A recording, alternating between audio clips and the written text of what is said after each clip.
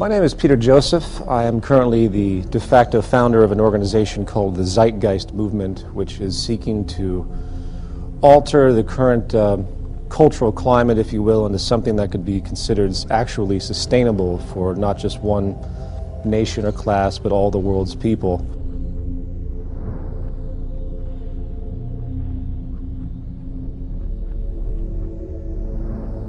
We live in a paradigm now where we have society operating on the idea that we can grow infinitely.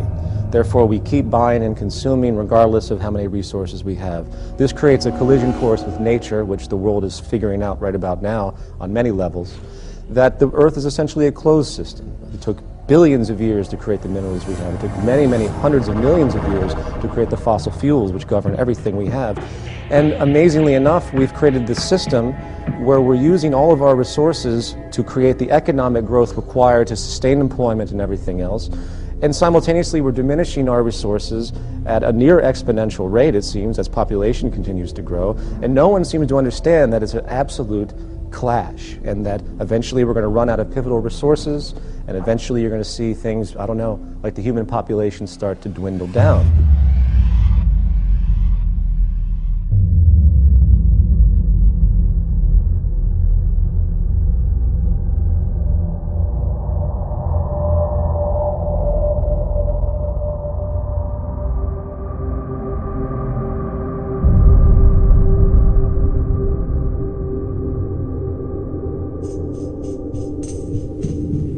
My name is Jacque Fresco, and I'm going to present the concept of the Venus Project.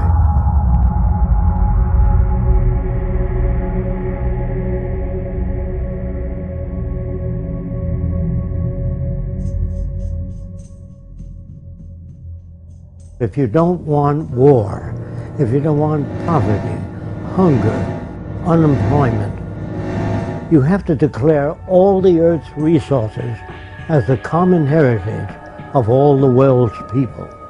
All the artificial boundaries have to be removed so that people can travel anywhere. It has to be a global society. There are many people that feel, well, let's develop each country.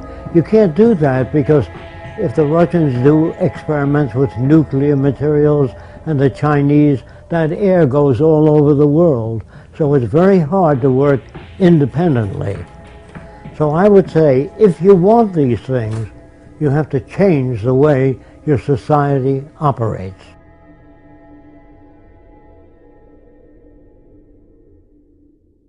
We believe here at the Venus Project, we are not civilized yet. As long as you have armies, navies, prisons, police, we are not civilized.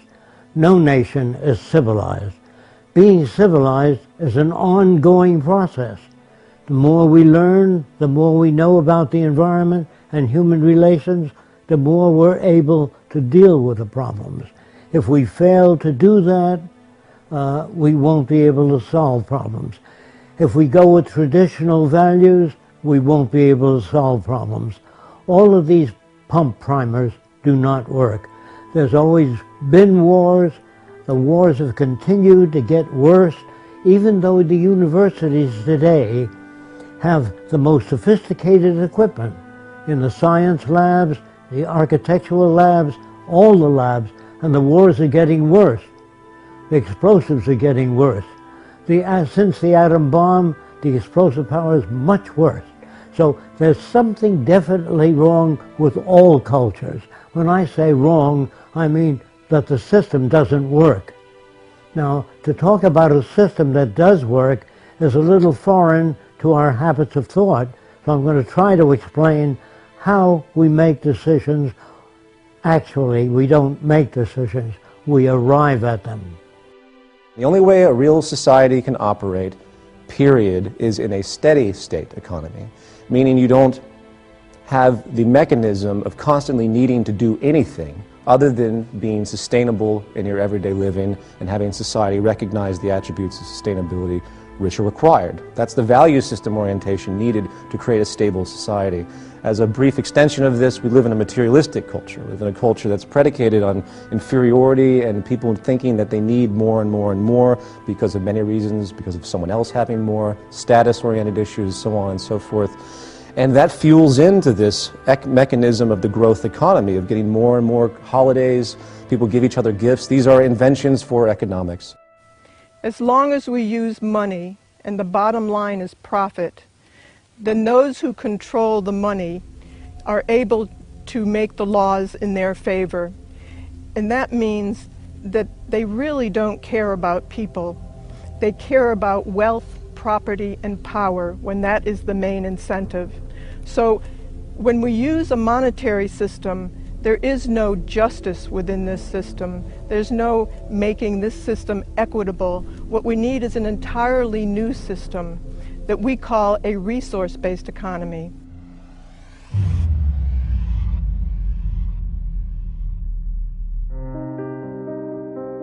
In regard to social operation and how to create a new society, or better yet, just to say to create any society that would be sustainable and efficient, there's really an empirical train of thought, if you will, of how to do that. First of all, you have to think about what the human being actually needs.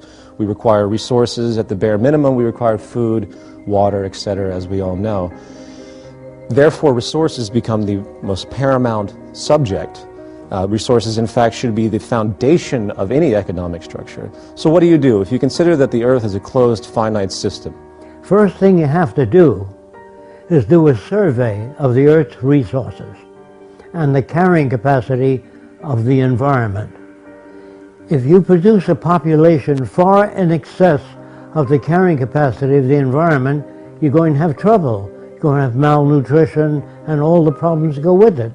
So first we have to find out what can each successive environment carry and maintain a population in accordance with the carrying capacity of the Earth, not what I like or somebody else likes or some politician's notions. It has to be based upon the carrying capacity of the Earth.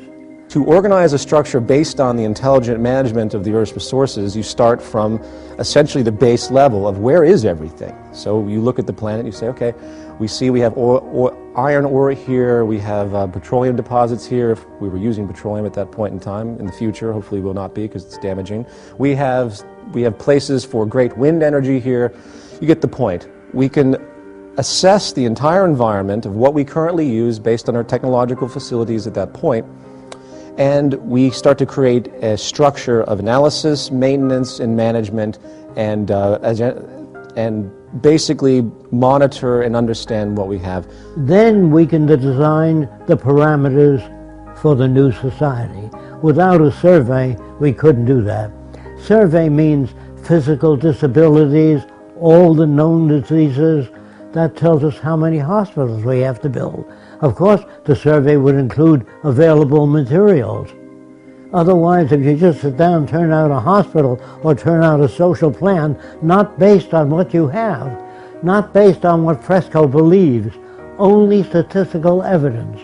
The end of what's your opinion should have been gone in 1927. Then you move to the next level. How do we utilize resources in the most efficient way? Technology is the methodology to harness any type of resources we have. Technology is the growing intellectual field that allows us to know how to manipulate our environment for our betterment and to be more sustainable, hopefully.